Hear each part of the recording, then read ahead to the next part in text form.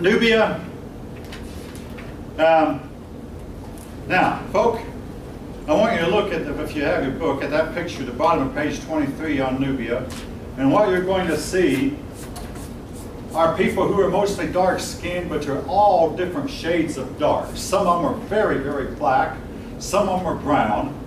And some of them are almost as white as Europeans. You will find this type of depiction in a lot of ancient writing, of ancient art, which to me indicates that this separation, distinction between the races was not as apparent then as it is now. Now, we've had in the modern world some 50 cases where a couple has produced twins, one white and one black. This will sometimes make world news, but it does happen. But at one time, I suspect back in the time we were talking about, a mother who was about to have a child, I wonder what color this one will be. This one might turn out fairly brown. The next one might turn out very black. Then the third one might turn out almost white. Again, what happened eventually, though, was that white couples eventually lost their ability to produce black children, and black couples eventually were to lose their ability to produce white children. That was as time went on, and certain genes were lost to certain gene pools. The Europeans eventually lost their ability to produce black children because that gene was no longer in the gene pool. And then Africans, they eventually lost their ability to produce white children because white was no longer part of the gene pool. But at the time we're talking about, these people, we think of Nubians as being mostly black. Apparently a lot of them were, but a lot of them were not.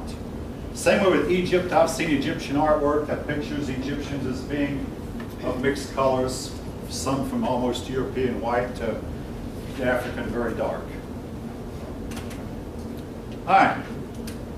Again, we're going to talk more about the Nubians when we come to the part on Africa in chapter 6, I believe. Just simply be aware that they were there. All right. Moving on.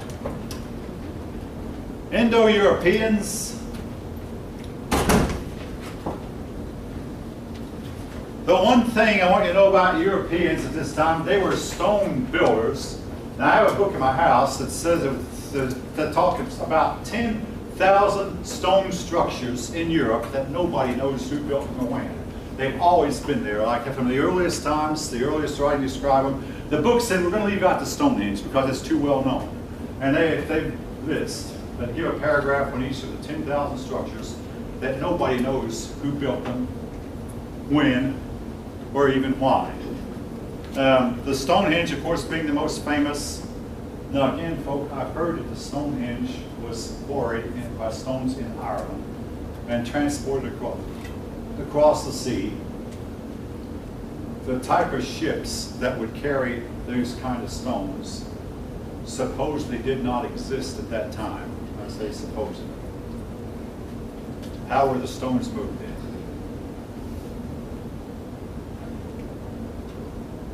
Again, your guess is as good as mine. About stone buildings, stone structures that can't be explained are found all over the globe. North America, South America, India, China, Europe, and of course especially in Africa and in Egypt. Stone structures, they knew about how to move huge, extremely huge stones that we have no idea how or why. They call them the Greek word megalith, and the Greek megalith means large stone.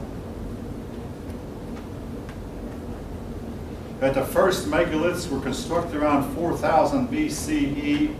In other words, folks, it's like the farther back you go, the more ability they had. The closer you come to modern times, they've lost their abilities.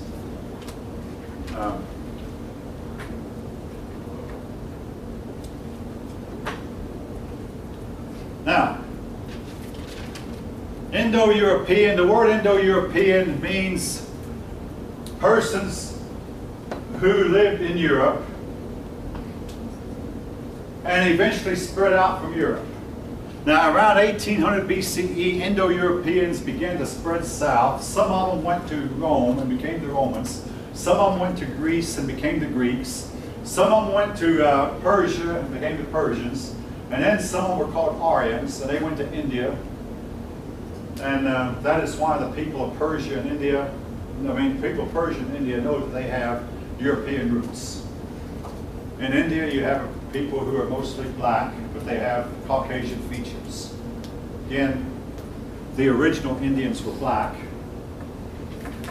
The Indo-Europeans who came in were probably white, but the Indo-Europeans intermarried with the local black people and eventually became black themselves by means of intermarriage. All right.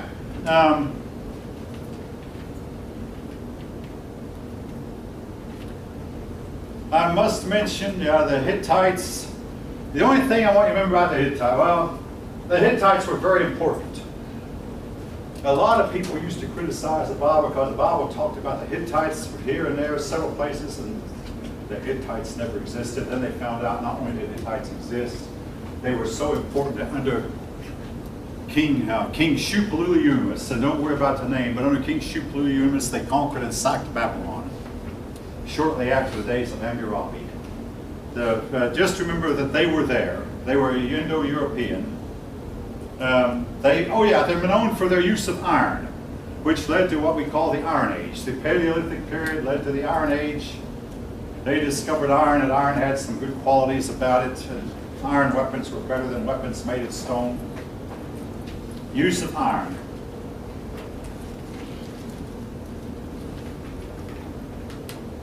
Now, another group of people I'll mention, and then I'll close because I know we only got about, on my watch, 4 minutes left. That clock's a little fast.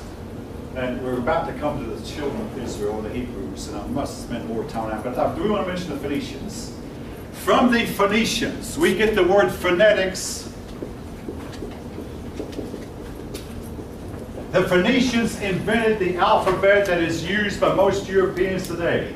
They said the Phoenician alphabet had only 22 characters. Today's English alphabet has 26.